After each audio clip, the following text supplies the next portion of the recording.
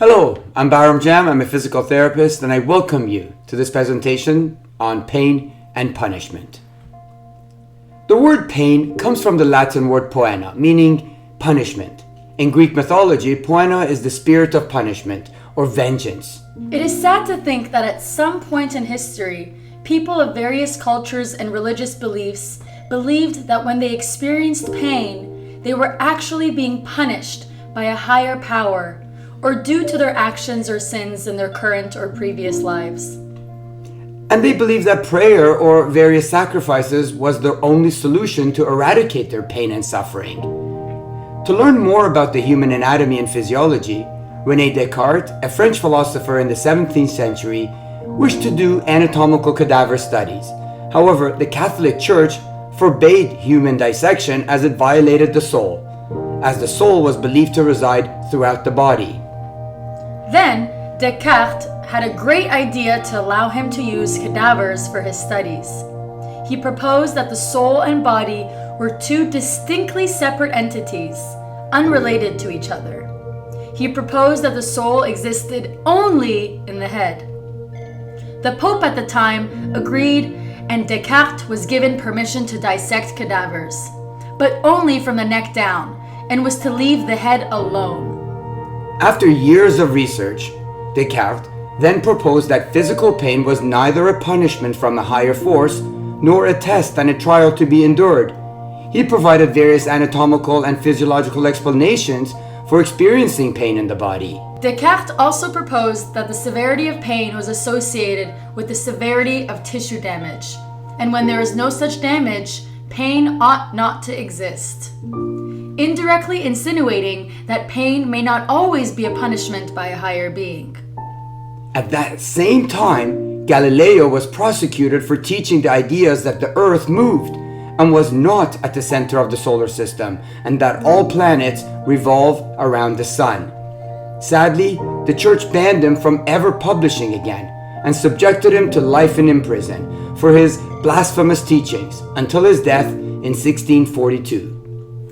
It was at the same time in the 1630s when René Descartes began writing his explanations of the human body, anatomy, and pain, but gave up publishing it when he learned of Galileo's condemnation. Sadly, his book, Treatise on Man, wasn't published until after his death, as he feared persecutions by the church for offering an alternative explanation to pain, other than pain being poena, the spirit of punishment. The fear and the threat of pain was a useful recruitment tool for the religious leaders and a great source of income. Therefore, casting any public doubts on the cause of pain outside of a supreme being or spiritual reasons was considered heresy. This is a depiction of attempts to exorcise evil spirits. However, after centuries of advancement in modern medicine, the exponential growth in science, and religious beliefs having little influence in the advancement of medicine and research, are we actually better at understanding and managing pain? Since many no longer blame a higher being or evil spirits for their neck, back, knee, or shoulder pain, one would think that with their own tremendous knowledge of anatomy, physiology, and medical imaging, we would have a peace of mind that we are not being punished. Sadly, that is still not true. Based on the growing prevalence of persistent pain and the rising use of pain medications, injections, and various therapies, one could certainly argue that when it comes to chronic pain, we may in fact not necessarily be in a better state than we were in the 17th century. The difference now is that instead of paying money to the religious organizations and churches to forgive their sins, the money is paid to the medical system in order to be fixed. Could both approaches sometimes be taking advantage of those suffering from persistent pain? Now that most of us no longer believe in poena, or that the spirit of punishment is causing us physical pain, are we better off? However, pain is still perceived as a punishment of some kind, as seen when people use phrases such as, "I did 3 hours of gardening yesterday and today I'm paying the price. I got trigger points in my muscles." I walked a lot, so now I'm paying the price as I've worsened my knee arthritis and the degeneration. I sit a lot and have bad posture, so I've damaged my discs because I have weak core muscles. Instead of blaming a higher being or the spirit of Poena, we now solely blame the anatomical structures in our body for every pain experience. At least for centuries, when people believed in Poena, they also believed that the ultimate solution was prayer or strengthening their spiritual beliefs. But now that people believe that their pain is purely related to a fault in their body, whether it's being out of alignment, degeneration, or tears, they often feel helpless and hopeless with no control over their degenerating body. Believing in Poena was perhaps empowering, as they could do something. Pray, donate to the church, do good in order to ward off evil spirits. The modern medicine belief that all pain is caused by injured, damaged, or aging structures may still be considered as form of punishment by some, except that it is their own body that is punishing them. Falsely believing that pain is a form of punishment can lead to suffering, whether it's by believing in evil spirits or believing in false anatomical explanations. The degree of suffering and potential recovery is not based on which belief system we adopt, but which belief system makes us feel less empowered and less in control. All caring healthcare providers who aim to help and reduce the suffering of those coping with persistent pain must have one goal: to empower and give individuals experiencing pain a sense of control. The definition of empower is to give someone the authority or power to do something. Before we continue any further, it must be said that there is certainly a place for the treatment of structures in the body, whether it be by medications, manual therapies, injections, or even surgery. There is obviously a time and place for these interventions, but what is to be done when these interventions fail? What if after 3 to 12 months of these interventions, little benefit is seen? Are we still going to continue to search for various faults and flaws in the body and make attempts to fix them? Or are we going to at some point accept that pain may not be from a structural fault in the body, but related to the nervous system? Insanity. Doing the same thing over and over again and expecting different results. Albert Einstein. It is time to abandon the beliefs that pain is a result of punishment by a higher power.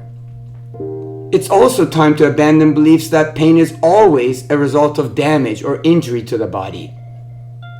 A sense of lack of control is often associated with pain when it is blamed on. Poena, the spirit of punishment, structural faults in our bodies such as misalignments, BMI weight, knocked knees, disc bulges, arthritis, weak core, and a sense of lack of control is also often associated with pain when it is associated with visits to various healthcare providers who provide no reasonable explanation for their pain experience and simply prescribe pain medications. Or visits to various healthcare providers who provide a catastrophic explanation for their pain, such as pelvic misalignments, scoliosis, lack of spinal curvature, who promise false cures, or visits to various healthcare providers who encourage and provide passive therapies with the hopes of being fixed. Don't get me wrong, there may be some value in using some passive modalities, but only temporary, say for 6 weeks or 12 weeks at most. If they don't provide long-term solution, then there's little point in continuing again.